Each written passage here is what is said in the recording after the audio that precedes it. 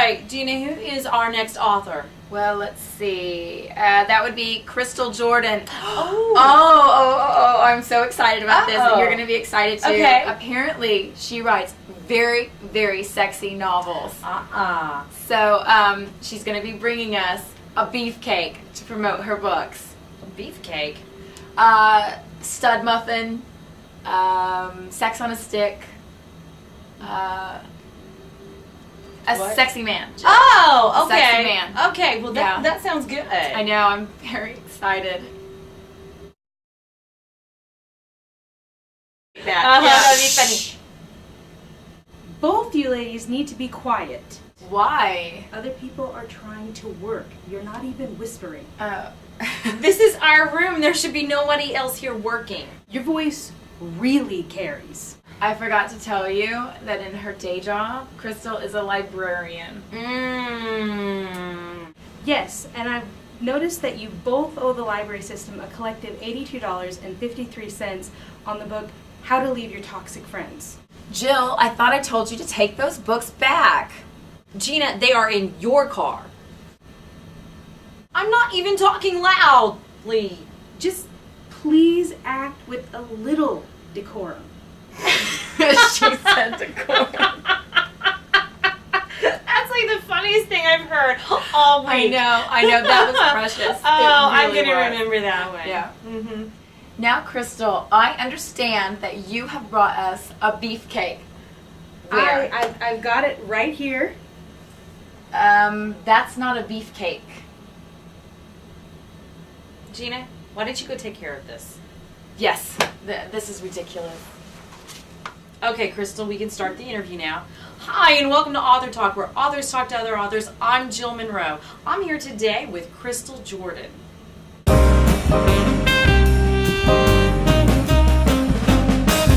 Thank you for being here today, Crystal. Thanks for having me. In August of 2008, you have an anthology, Sexy Beast 5, coming out, along with Kate Douglas and Vanna Harper. Why don't you tell me a little bit about your story in Ice?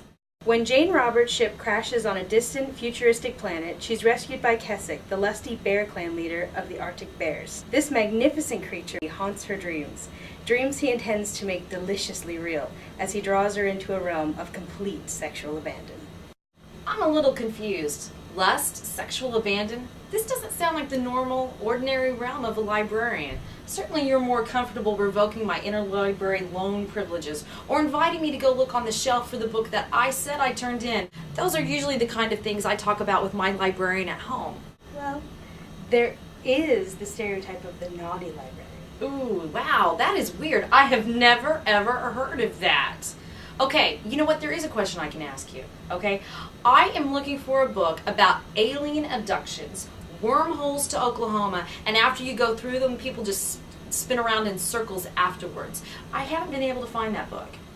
Well, do you have a title, a call number, an ISBN number? No. It has not been written. I just think it should be. It would certainly answer a lot of my questions about Gena. Speaking of Gena, here's the part in Author Talk where she asks a few questions of her own. Try to ignore the... Now, Crystal, I'm here to ask you the burning question on every reader's mind. What is your favorite Gena Showalter novel? Oh, that's easy. The Darkest Pleasure. What? That's by me. That Darkest Pleasure, that's by me. Seriously? Thank you so much. You know what? For the rest of the interview, I'm going to make sure that Jill talks only about you and your books and none of her weird tangents. I promise. Thank you. You're welcome.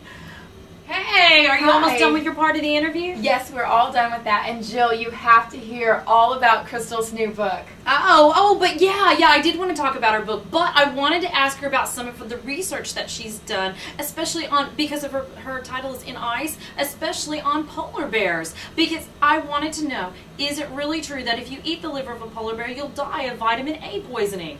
Jill, Crystal is going to talk about her book, Carnal Desires, and she's going to talk about it now.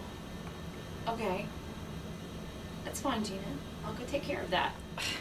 She acts like I never let authors talk. Don't I always let them say something about their books? Okay, Crystal, why don't you tell us a little bit about Carnal Desires? See?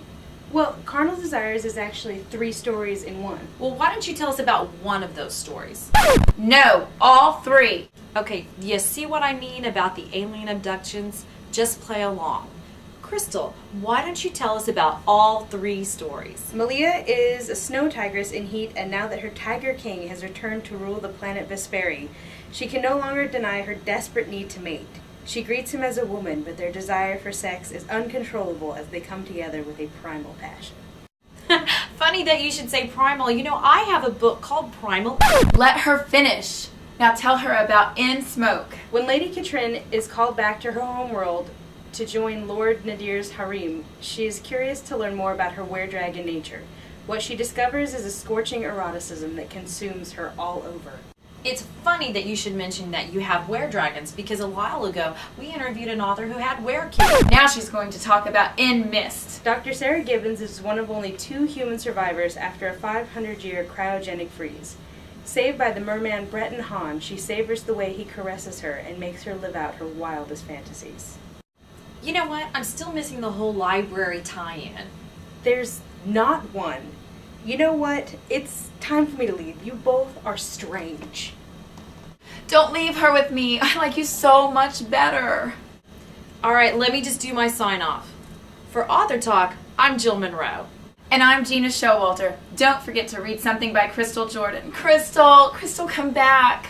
Help!